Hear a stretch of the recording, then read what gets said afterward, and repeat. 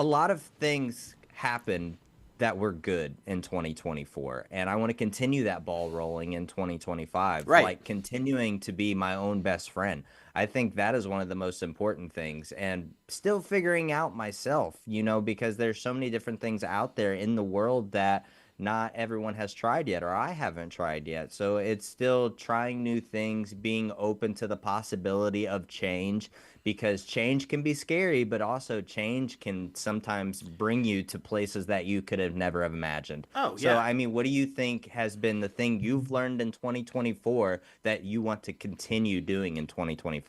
Well, I think the biggest thing for me is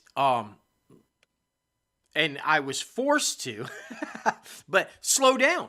It be I really learned in 2024, added to my repertoire, slowing down.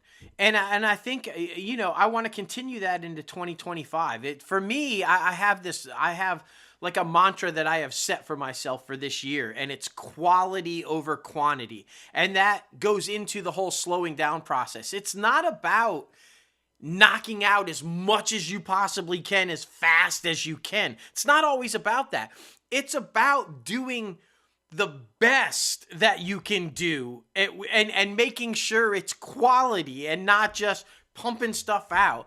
And I feel like that's where, to touch on what you were talking about resolutions, and I mean, I think the big one everybody jumps on, like you said, is the gym, right? Of The course. problem is that everybody thinks that you can go from the couch to the gym at 1,000 miles an hour. You can't just come off the couch and run 30 miles and pump 500 pounds. It doesn't work like that. But people try that and then 2 weeks in fail and then quit because it was too much too fast, right? Slow down, set the expectations low. Say, I'm going to go in and I'm going to do a half a mile today. And you know what? Be okay with that, because a half mile is more than sitting on the couch. And a half mile's fine. You don't have to do 10 miles the first day. You don't have to do. And just continuing off of that, I feel like this is true, and what I think is really important, and this is what we mean by staying the same. I think we've done a really good job since we've launched this podcast at looking at things that we are proud that we have done, things that we are proud that we've learned, things that we are proud that we overcame. I want to continue that path. So I don't want a new me this year. I like the old me. I like where that guy was going and who he was becoming.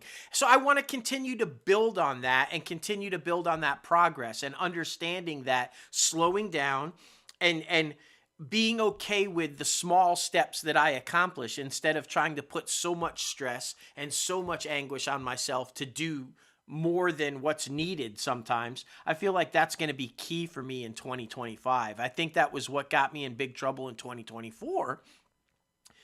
Now, to be fair, I have genetic problems that are behind the health issues. But it did not help that I wanted to go 1,000 miles a minute all the time and put stress on myself to try to get stuff done, that it would have been okay if we had just done this or just done this and just done, instead of all the stuff I was trying to do. It compounded the issues for sure. So I kind of want to slow down. That's my intention of staying the same, is continuing on that path of slowing down and putting quality over quantity. How about you? What do you want to carry over from 24 into 25? Well, I think that's the biggest thing as well. I mean, being able to slow down and take time for my mental health and make Yeah. sure I stay on track and stay consistent and not do the burnout. I didn't have a problem with burnout in 2024, but I did have a problem with staying organized, just because I did put so much on my plate with going Yeah. back to school and getting married in 2024 and all of the different things. So it has been a lot this past year, but I think, getting back into 2025, Emily and I have talked about it, and 2025 is our recoup year. You know, we want to make Yeah. sure to be as financially stable and financially responsible as possible so that we can continue going into adulthood with later down the line having children and making sure we're ready for that and just being prepared for whatever life throws at us. I think that is one of the most biggest things. And I mean, I like what you said too, because you said you know your body, you know where your Yeah. history comes from.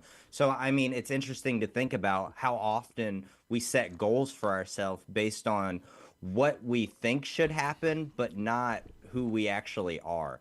Yeah. So being able to set goals about something that you see everybody else doing, but is not necessarily your case. And I think that's what's most important. Don't follow trends. Don't be one of Yeah. those people who do exactly what someone else's does because that's their body. That's how their genetics work. Your body's different. Your genetics are different. So you have to be able to adapt to change in every way possible. And any sort of growth is good growth Yeah. during your Absolutely. process. That's the biggest thing. And I mean, it's like we tell ourselves chasing the dream in the film industry. It's not about the finish line, it is about the process and the The journey. progress you Yeah. see throughout your time discussing and going through everything that you're going through. I think that's the biggest thing.